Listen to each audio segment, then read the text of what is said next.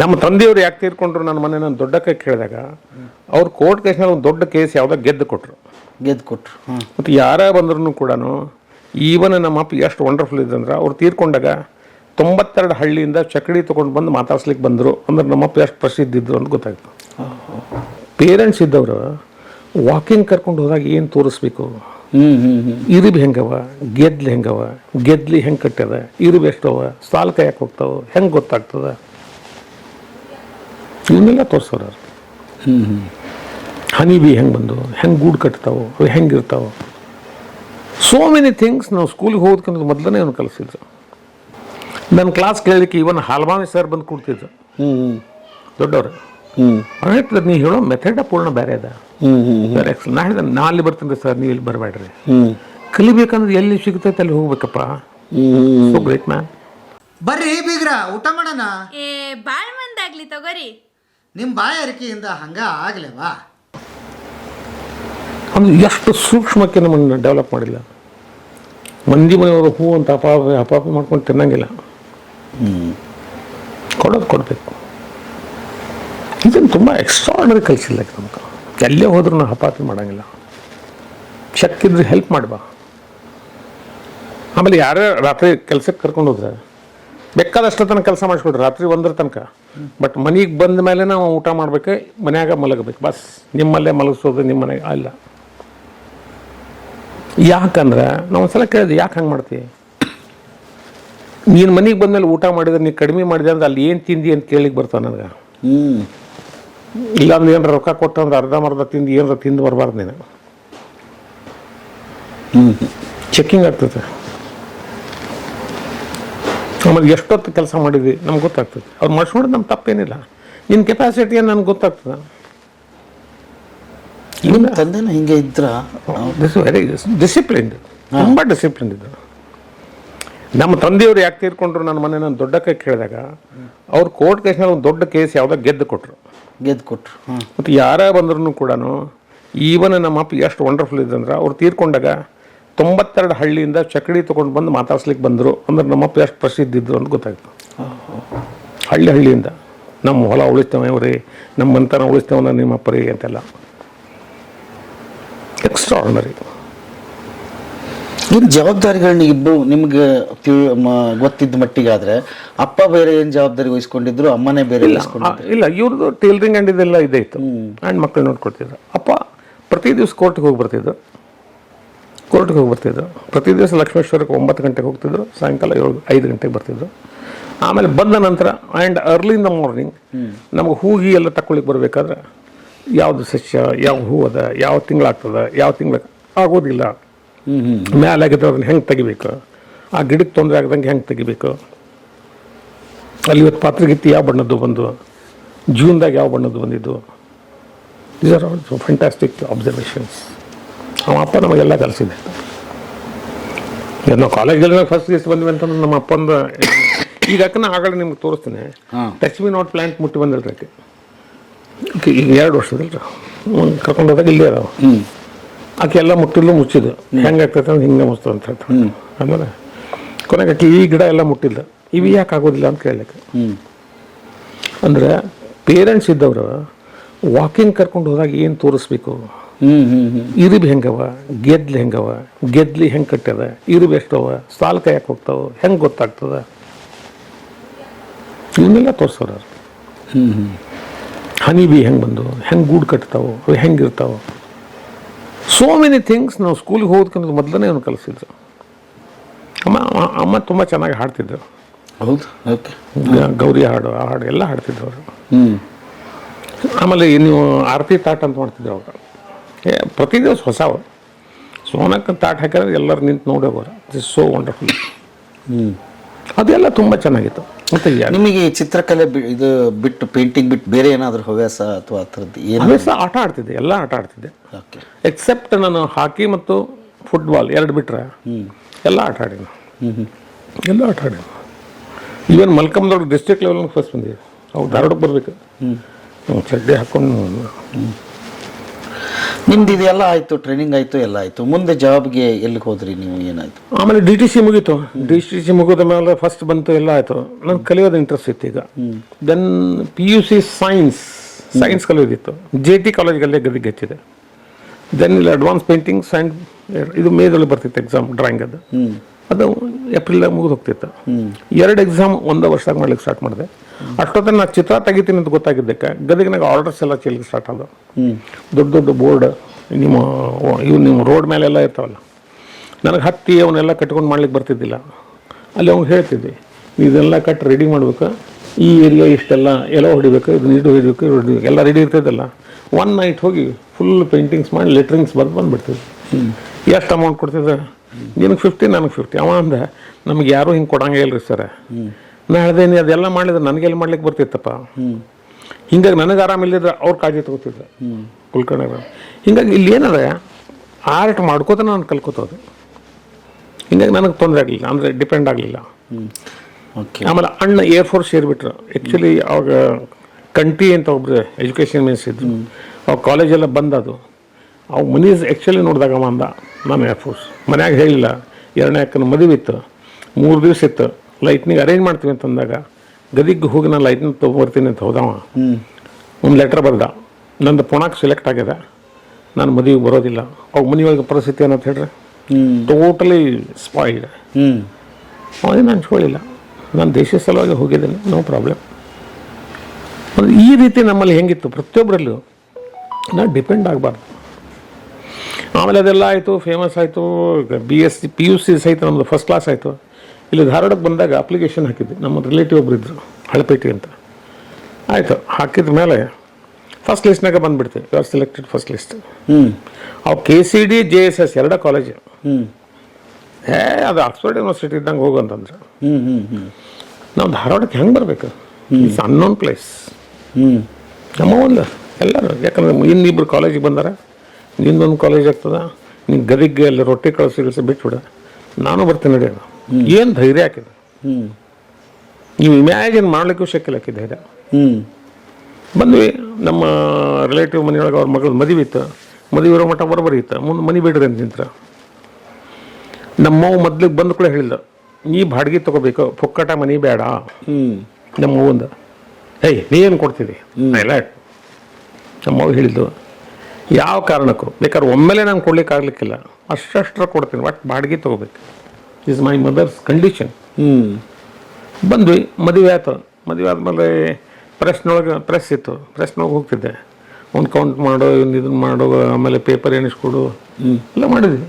Very interesting. ಶಾಣೆ ಇದ್ದಾನೆ ಸುರೇಶ.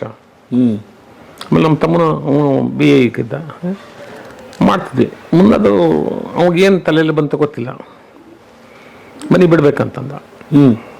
ನಮಗೆ ಭಾಳ ಸಮಸ್ಯೆ ಆಯಿತು. ಒಂದು 3 ತಿಂಗಳು ಇಡೀ ಧಾರವಾಡ ಎಲ್ಲೆಲ್ಲಿ ಮನೆ ಸಿಗ್ತಾ ಓಡಾಡಿದ್ವಿ, ನಾನು ನನ್ನ ಅಣ್ಣ ಏರ್ಫೋರ್ಸ್ನ ಬಂದು. ಅವಾಗ ಎಲ್ಲ ಅಡ್ಡಾಡಿದ ಮೇಲೆ PR ಭಾಗವತರ ಪರಿಚಯ ಬಂದರು. PR ಭಾಗವತರ ನೋಡಿದ್ರು. ಆ ಮದುವೆಯೊಳಗೆ ಏನು ಮಾಡ್ತೀವಿ? ಪೇಂಟಿಂಗ್ಸ್ ನೋಡಿದ್ರು. 300 ಪೇಂಟಿಂಗ್ಸ್ ಇದ್ವು. ನಾನು ಬಾಲರಂಗ್ ಅಂತ ಮಾಡ್ತಿದ್ರು.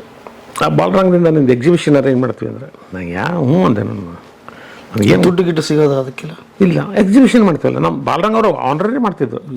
ಎವ್ರಿ ಸಂಡೇ ಸ್ಯಾಟರ್ಡೆ ಹುಡುಗರಿಗೆ ಕರೆದು ನಾಟಕ ಕಲಿಸಿದ್ರು, ಹಾಡು ಕಲಿಸಿದ್ರು, ಎಲ್ಲ ಫ್ರೀ. ಮತ್ತೆ ಮನೆಯೊಳಗೆ ಮತ್ತೆ ಉಪ್ಪಿಟ್ಟು ಮಾಡಿದ್ರೆ ನಮಗೆ ತಿನ್ನಕ್ಕೆ ಕೊಡೋರು. ಅವರು ಬ್ಯಾಸಿಲ್ ಮಿಷನ್ದಲ್ಲಿ ಕ್ರಾಫ್ಟ್ ಮಾಸ್ಟರ್ ಆ್ಯಂಡ್ ಒಳ್ಳೆ ಸಂಗೀತಗಾರ. ಬೇಂದ್ರೆಯವ್ರ ಜೊತೆ ತುಂಬ ಕ್ಲೋಸ್ ಇದ್ದವರು. ಆಮೇಲೆ ಎಕ್ಸಿಬಿಷನ್ ಮಾಡಿದ್ರು. ಮಾಡಿ ಯಾರನ್ನ ಅಧ್ಯಕ್ಷನ ಕರೆದ್ರೆ ಗೊತ್ತೇನೋ ಅಂದ್ರೆ ಯಾರು ಅಂದೆ, ಬೇಂದ್ರೆಯವ್ರು ನೀವು ಎಕ್ಸಿಬಿಷನ್ ಉದ್ಘಾಟನೆ ಮಾಡ್ತಾರಂದ್ರೆ ನಾನು ಮೇಲೆ ಹೋಗ್ಬಿಟ್ಟೆ. ಒಂದು ಮನೆ ಖುಷಿ. ಆಮೇಲೆ ಉದ್ಘಾಟನೆ ಮಾಡಿದರು.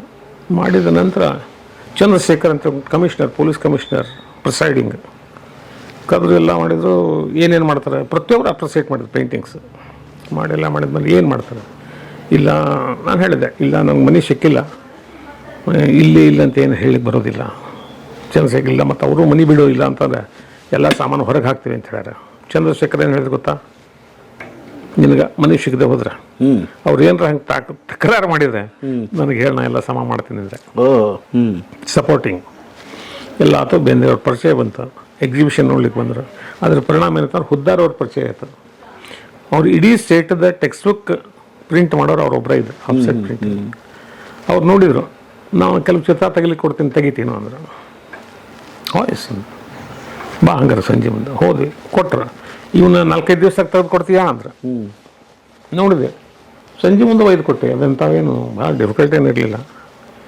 ಮುಗಿಯೋಬಿಟ್ಟೆ ಅಂದರೆ ಹೌದು, ಯಾಕಂದ್ರೆ ಅವಾಗ ಬ್ಲಾಕ್ ಮಾಡಿ ಇವ್ನು ಮಾಡಿ ಎಲ್ಲ ಅವ್ರು ಪ್ರಿಂಟ್ ಮಾಡ್ಬೇಕಾಗ್ತದೆ. ಅವ್ರಿಗೆ ಈಸಿ ಆಗಿಬಿಡ್ತೆ. ಹಂಗಾರೆ ಇನ್ನೂ ಅವ ಮಾಡಂತಂದ್ರೆ ಎಸ್ ಮಾಡಿದೆ. ಅವು ಮೂರ್ತಿ ಅಂತ ಒಬ್ರು ಇದ್ದರೆ ಬಿಟ್ಟರು ನನಗೆ ಕೊಡ್ಲಿಕ್ಕೆ ಸ್ಟಾರ್ಟ್ ಮಾಡಿದ್ರೆ ಫಾಸ್ಟ್ ಆಗಲಿಕ್ಕೆ ಸ್ಟಾರ್ಟ್ ಆಯ್ತು. ಆಮೇಲೆ ಒಂದು ದಿವಸ ನಮ್ಮ ತಮ್ಮಂದು ಅಮೌಂಟ್ ಏನು ಕೇಳಂಗಿಲ್ಲ, ನಾನು ಹೊರಗೆ ಕೊಡಬೇಕು. ನಮ್ಮ ತಮ್ಮಂದು $120 ಫಾರ್ಮ್ ತುಂಬೋದು ಬಂತು. ಬಂದಮೇಲೆ ಹೋಗಿ ಕೇಳಿದೆ, $120 ಹಿಂಗೆ ಎದಕ್ಕಂದ್ರೆ ನಮ್ಮ ತಮ್ಮಂದು ಕಾಲೇಜ್ ಫಾರ್ಮ್ ತುಂಬಬೇಕು. ಎಷ್ಟು ಅಂದ್ರೆ ನಾನು 120 ಹೆಚ್ಚಿಗೆ ಕೇಳಿದೆ ಅಂತ ತಿಳ್ಕೊಂಡಿದ್ದೆ. ಒಂದು $10 ಕಡಿಮೆ ಕೊಡ್ರಿ ಅಂತ.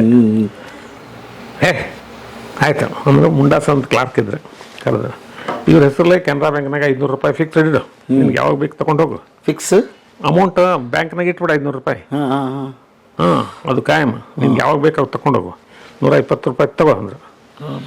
ಏನು ಖುಷಿ ಆಗಿಬಿಡ್ತಾನೆ, ಹಿಂಗೇನು ಇನ್ನು ಅದು ಅನ್ನೋಂಗೆ. ಆಮೇಲೆ BSc ಒಂದಾಗ ಬಳ್ಳಾರಿ ಅಂತ ಒಬ್ಬನು ಕ್ಲಾಸ್ಮೇಟ್ ಇದ್ದ, ಅವನು ಇಲೆಕ್ಷನ್ ನಿಂತಿದ್ದ.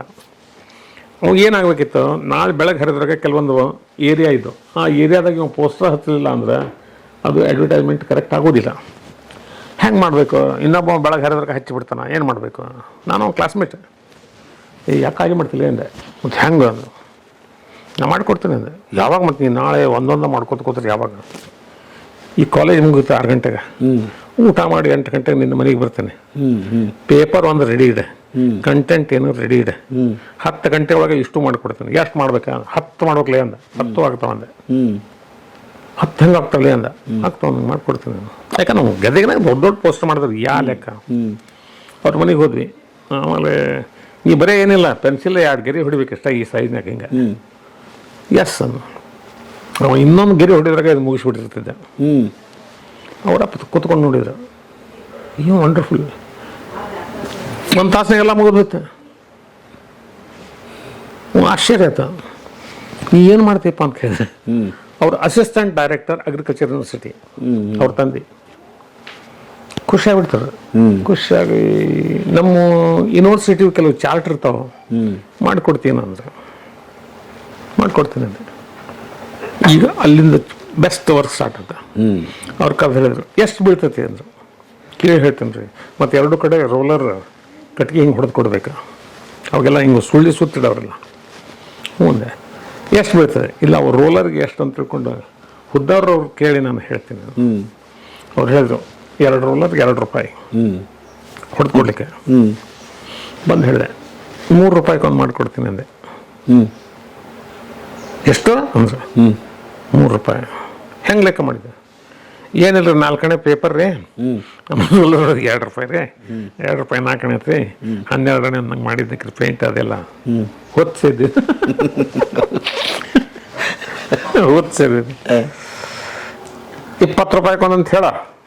ಅವ್ರು ಮಾಡಿಸ್ಕೊತಿದ್ರು ಬೇರೆ ಬೇರೆ ಕಡೆ. $20 ಅಂತ ಹೇಳ. ಭಾಳ ಆತ್ರಿ, ನಾನು ಅವ್ರ ಕೇಳ್ತಾರೆ, ಭಾಳ $20 ಒಂದು ಹೇಳ. ಮತ್ತು ಒಮ್ಮೆಲೆ $20 ಅಂತ ಎಷ್ಟೇ ಹೇಳಬೇಡ, ಹೆಚ್ಚಿಗೆ ಹೇಳ. 40 ಅಂತ ಹೇಳ. ನಾವು ಮೀಟಿಂಗ್ನಾಗ ಇರ್ತೀವಿ, ಅವ್ರಂತಾರ $10 ಮಾಡಂಗಿಲ್ಲ, $12 ಮಾಡಂಗಿಲ್ಲ, $15 ಮಾಡಂಗಿಲ್ಲ. ನೀವು ಸ್ವಲ್ಪ ಇಳಿಸ್ಕೊತವ. 30 ಇದ್ದದ್ದು 28, ಆಮೇಲೆ 27, ಆಮೇಲೆ 25, ಕೊನೆಗೆ ನೋಡ್ರಿ ಎಲ್ಲ ಒಟ್ಟು 20ಕ್ಕೆ ಒಂದು ಮಾಡ್ತೀನಿ ನೋಡ್ರಿ ಅನ್ಬೇಕ. ಹಾರ್ಟ್ ಮಾಡಿಸಿದ್ರೆ ಹ್ಞೂ ಅಂದೆ. ಅಲ್ಲಿ ಹೋದೆ, ಮೀಟಿಂಗ್ನಾಗ ಹೋದೆ. ಮತ್ತು ಇಂಥವು ಮಾಡ್ಬೇಕಲ್ಲ, ಹೆಂಗೆ ಮಾಡ್ತೀರಿ? $20 ಒಂದು ಮಾಡ್ತೀನಿ ರೀ. ಒಂದ ಬರ್ತಾ ಕಡಿಮೆ ಆದರೆ ನೋಡಪ್ಪ $8 ಮಾಡ್ತೀನಿ ಹಂಗೆ ಚಾಲು ಮಾಡಿದೆ. ವಿಚಾರ ಮಾಡಿದ್ವಿ ನೋಡ್ರಿ ಅಂತಂದೆ. ಇಲ್ಲ ಭಾಳ ಇದಾಗ್ತತೆ ತಿರುಗಿ. ಆತ್ರಿ, $15 ಒಂದು 10 ತಗೋರಿ ಅಂದೆ. ಒಳ್ಳೆದು ಸಿಟ್ಗೆದ್ಬಿಟ್ರೆ. ಹಾಂ ಮುಗಿಸೇನ, $15 ಒಂದು ಮಾಡಿ ಅಂತೆ ಮುಗಿಸ. ನೀವೇನು ಕೇಳಕ್ಕೆ ಹೋಗ್ಬೇಡ್ರಿ, ನಾವು ಮಾಡ್ತಾನೆ ಮಾಡ್ಕೊಳ್ಬಿಡ್ರಿ. ಮನೆಗೆ ಬಂದು ನೀವಿಲ್ಲ ಕಡಿಮೆ ಮಾಡ್ತೀರಿ ಹಂಗೆ ಜಾಡ್ಸಿದ್ರೆ ಅಂದ್ರೆ ಇಷ್ಟು ಕಲಿಸ್ಕೊಟ್ರೆ ನನಗೆ ಬರಲಿಲ್ಲಲ್ಲ ವ್ಯವಹಾರ ಮಾಡಕ್ಕೆ. ಆಮೇಲೆ ಬ್ಯೂಟಿಫುಲ್ ಮಾಡಿಕೊಟ್ಟೆ. ಈವನ್ ಅವ್ರದ್ದು ಅಗ್ರಿಕಲ್ಚರ್ ಎಂಬ್ಲಮ್ ಏನದಲ್ಲ ನಾ ಮಾಡಿದ್ದದ. ಹೌದಾ? ಎಲ್ಲ ಮುಗೀತ ಮನೆಗೆ ಬಂದು ರೆಗ್ಯುಲರ್ ವರ್ಕ್ ಬತ್ತು. ಅವಾಗ ನಾ ಪಾರ್ಟ್ ಟೈಮ್ ಕೆ ಇ ಬೋರ್ಡ್ನಾಗ ಟೀಚರ್ ಇದೆ. ಪಾರ್ಟ್ ಟೈಮ್ ಇದೆ 1968ದಾಗ. ಅದನ್ನ ಬಿಟ್ಬಿಟ್ಟೆ, ಯಾಕಂದ್ರೆ ಇವು ನನಗೆ ಆ ಪೇಕ್ಕಿಂತಲೂ ಹೆಚ್ಚಿಗೆ ₹150 ಪಗಾರ ಇತ್ತು. ಅಲ್ಲ, ನೀವು ಪೇಂಟಿಂಗ್ ಇದನ್ನೆಲ್ಲ ಮಾಡಿದ್ರಲ್ಲ, ಅದು ಕೋರ್ಸು ಆಗಿತ್ತು, ಎಲ್ಲ ಆಗಿತ್ತು, ಕಂಪ್ಲೀಟ್ ಮಾಡಿದ್ದು. ನೌಕರಿ ಸಿಕ್ತಿತ್ತು, ಅದನ್ನ ಕಾಲೇಜ್ ಕಲಿಬೇಕಂತ ಇಚ್ಛೆ ಆಯ್ತಲ್ಲ. ಯಾಕೆ ಅದ್ರ ಜೀವನ ನಡೀತಾ ಇರಲಿಲ್ವಾ? ಯಾಕೆ ಇನ್ನು ಉಳಿದವರು ಕಲಿತಿದ್ರು, ಇವ್ರಿಗೆ ನಾವು ಅಮೌಂಟ್ ಕೊಡ್ಬೇಕಂತಂದ್ರೆ ನನ್ನ ಅವಾಗಿನ ನೌಕರಿ ಭಾಳ ಕಡಿಮೆ ಇತ್ತು ಪಗಾರ ಅವಾಗ. ನೀವು ದುಡಿಯೋದೇ ಜಾಸ್ತಿ ಇತ್ತಾ? ಆಮೇಲೆ ಅಣ್ಣ ಕಳಿಸ್ಕೊಡ್ತೇವೆ ಸ್ವಲ್ಪ. ಕಳಿಸ್ಕೊಡ್ತಿದ್ರು, ಆದರೆ ನೀವು ಡೈಲಿ ದುಡಿಯಬೇಕು. ಇದು ಆನ್ ದಿ ಸ್ಪಾಟ್ ಮಾಡಿದ ತಕ್ಷಣ ಬಂದ್ಬಿಡೋದು? ಅವ್ರು ನೀವೇ ತಿಳಿದು ಕೊಡೋದು. ಈಗ ನಿಮ್ಮ ಪೋರ್ಟ್ರೇಟ್ ಮಾಡಿದ್ವಿ, ಎಷ್ಟು ಕೊಡ್ತೀರಿ ಕೊಡ್ರಿ, ಎಷ್ಟು ಕೊಡ್ತೀರಿ. ಕ್ಯಾನ್ವಾಸದ್ದು ಎಷ್ಟೈತೆ, ಪೇಂಟಿಂಗ್ದು ಎಷ್ಟೈತೆ, ಮುಂದೆ ನಿಮಗೆ ಎಷ್ಟು ಐತೆ ಕೊಡ್ರಿ. ಅವು ಮೋಸ ಮಾಡಿದವರು ಇದ್ದಾರೆ, ಮಸ್ತ್ ಮೋಸ ಮಾಡ್ಯಾರ. ಈಗ ಯೂನಿವರ್ಸಿಟಿ ಒಳಗೆ ಒಬ್ರು ಇದ್ರು ಹಿಸ್ಟ್ರಿ ಡಿಪಾರ್ಟ್ಮೆಂಟ್ಗೆ. ಅವ್ರು ನನ್ನ ಕಡೆ ಎಷ್ಟು ಕೆಲಸ ಮಾಡಿಸ್ಕೊಂಡ್ರು ಅದ್ರ ರೇಟ್ ನನಗೆ ಗೊತ್ತಿಲ್ಲ. ನಮ್ಮ ತಮ್ಮಗೆ ಏನು ಹೇಳಿದೆ, BA ಫೈನಲ್ ಇದ್ದ, ₹100 ಫೀಸ್ ಬೇಕಾಗಿತ್ತು. ₹100 ಬೇಕು ಅಂದ್ರೆ ರೊಕ್ಕಿಲ್ಲ, ನಾ ಚೆಕ್ ಕೊಡ್ತೀನಿ ಅಂದ್ರೆ ಕೊಡ್ರಿ ಅಂತ ಹೇಳಿದೆ. ಮರುದಿವ್ಸ ಕ್ಯಾಶ್ ಮಾಡ್ಕೊಂಡು ಕೊಡೋದು, ನಾಳೆ ಲಾಸ್ಟ್ ಡೇಟ್ ಅದ. ಬ್ಯಾಂಕಿಗೆ ಚೆಕ್ ಕೊಟ್ಟರೆ ಬೌನ್ಸ್ ಆಗಿಬಿಡುತ್ತೆ. ನಮ್ಗೆ ಎಷ್ಟು ತ್ರಾಸ ಆತಂದ್ರೆ ಅವತ್ತು ಲಾಸ್ಟ್ ಡೇ ನಮ್ಮ ಎದುರಿಗಿನ ಮನೆಯವ್ರು ಕೊಟ್ಟರೋ ಪ್ರಶ್ನೆ ಇಲ್ಲ. ಆಮೇಲೆ ವಾಪಸ್ ಕೊಟ್ಟೆ, ಸರ್ ಇದು ಬೌನ್ಸ್ ಆಯ್ತು. ಹಿಂಗೆ ಅಮೌಂಟ್ ಕೊಡ್ಬೇಕಂತ ತಲೆಯಾಗಿಲ್ಲ ಅವ್ರಿಗೆ. ಮ್ಯಾಕ್ಮಿಲನ್ ಪಬ್ಲಿಕೇಶನ್ಸ್ ಹಿಸ್ಟ್ರಿ ವರ್ಕ್ ನಾ ಮಾಡಿಕೊಟ್ಟದ್ದು, ಮ್ಯಾಕ್ಮಿಲನ್ ಪಬ್ಲಿಕೇಶನ್ಗೆ ಅವ್ರು ಬಿಲ್ ಕೊಟ್ಟದ್ದು ಎಷ್ಟು ಗೊತ್ತಾ? ₹35,000. ಅವಾಗ ನನಗೆ ಏನಾಗ್ತದೆ ಹೇಳ್ರಿ ನೋಡೋಣ. ₹100 ಬೋಗಸ್ ಕೊಟ್ರು. ಆಮೇಲೆ ಕರ್ನಾಟಕ ಹೈಸ್ಕೂಲ್ ನಂಗೆ ಜಾಬ್ ಹತ್ತಿರ ಮೇಲೆ ಫೋನ್ ಮಾಡಿದ್ರು, ಇಲ್ಲ ನನ್ನ ಡಿಪಾರ್ಟ್ಮೆಂಟ್ಗೆ ನೀನು ತೊಗೊಳ್ತೀನಿ, ಹಂಗೆ ಹಿಂಗೆ ಪೇ ಇಷ್ಟ ಆಗ್ತದೆ ಅಷ್ಟು ಆಗ್ತದೆ. ಒಂದು ಹೇಳಿದೆ, ನಾನಿಲ್ಲಿ ನನ್ನ ಅರ್ಬಿ ಒಕ್ಕೊಳಕತ್ತೀನಿ ರೀ, ಅಲ್ಲಿ ಬಂದು ನಿಮ್ಮ ಮನೆಯವ್ರು ಸೀರೆ ಒಗ್ಯಾಕೆ ತಯಾರಿಲ್ಲ, ಆರಾಮದೀನಿ ಅಂತ ಹೇಳಿದ್ರು. ನಮ್ಮ ಪ್ರಿನ್ಸಿಪಾಲ್ ಸಿಟ್ಟಿಗೆ ಯಾರಿಗೆ ಮಾತಾಡಕತ್ತಿ, ಯಾಕಂದ್ರೆ ಆ ನೋವು ಏನದಲ್ಲ, ಈ ನೋವಿನಿಂದ ನಾ ಏನಾರ ಮಾತಾಡಿರ್ಬೋದು, ಬಿಟ್ರೆ ಮೋಸ ಮಾಡಿದವ್ರು ಇದ್ದಾರೆ. ಯೂನಿವರ್ಸಿಟಿ ಒಳಗೆ ಇದ್ದವರೇ ಇದ್ದಾರೆ, ದೊಡ್ಡ ದೊಡ್ಡ ಮನುಷ್ಯರು ಇದ್ದಾರೆ. ಆಮೇಲೆ ನೀವು ವರ್ಕ್ ಮಾಡ್ಕೊಂಡು ಹೋಗೋರು, ಆಮೇಲೆ ಯಾರು ಮಾಡ್ಯಾರ ನಾವು ಅವ್ರ ಕಡೆ ಮಾಡಿಸ್ಬೇಕು ಹಿಂಗೆ ಅಂದ್ಕೊ, ಅವ್ನು ಮೂಡಿ ಇದ್ದ ನಾವು ಆರ್ಟಿಸ್ಟ್ ಅಂತ ಗೊತ್ತಲ್ಲ ನಿಮ್ಗೆ, ಅಂದ್ರೆ ನಾವು ಕುಡಿತಾನ ಅನ್ನೋ ಹಂಗೆ ಪಬ್ಲಿಸಿಟಿ ಕೊಟ್ಬಿಡವ್ರೆ. ಅವ್ರು ಹುಡುಕೊಂಡು ಬಂದು ನನ್ನ ಕಡೆ ಬಂದಮೇಲೆ, ಏನು ರೀ ಸರ್ ಇಷ್ಟು ಫಾಸ್ಟ್ ಮಾಡ್ತೀರಿ, ಇಷ್ಟು ಇದು ಮಾಡ್ತೀರಿ, ನಮ್ಗೆ ಯಾರ್ಯಾರು ಏನೇನೇ ಹೇಳಿದ್ರು, ಅವ್ರು ನಮ್ಮ ಗುರುಗಳು ಅಂತ ಹೇಳ್ತೀವಿ. ಯಾಕಂದ್ರೆ ಅವ್ನು ರೊಕ್ಕ ಕೊಡೋದೈತಿ, ಅದಕ್ಕೆ ಅವ್ನು ನಿಮ್ಮನ್ನು ಕರ್ಕೊಂಡು ಬರಲಿಲ್ಲ. ಆಮೇಲೆ ಒಂದು ಸ್ಕೂಲ್ ಆಫ್ ಆರ್ಟ್ನಲ್ಲೇ ಪ್ರಿನ್ಸಿಪಾಲ್ ಅಂತ ತಿಳ್ಕೊಂಡು ಅಪಾಯಿಂಟ್ಮೆಂಟ್ ಆಯ್ತು. ಯಾರು ಕೆಲಸ ಇರಲಿಲ್ಲ ಅವಾಗ. ಅವ್ನು ಸ್ಕೂಲ್ ಆಫ್ ಆರ್ಟ್ ಭಾರತೀಯ ಕಲಾ ಕೇಂದ್ರ ಮತ್ತು ಇಲ್ಲಿ ಸ್ಕೂಲ್ ಆಫ್ ಆರ್ಟ್ ಎರಡಾಯ್ತು.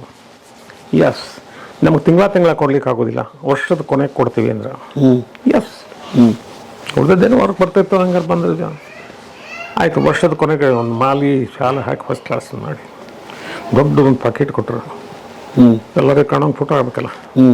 ಆಯಿತು, ನನ್ನ ಕ್ಲಾಸ್ ಕೇಳಲಿಕ್ಕೆ ಇವನ್ ಹಾಲ್ಮಾವಿ ಸರ್ ಬಂದು ಕೂಡ್ತಿದ್ರು, ದೊಡ್ಡವರು.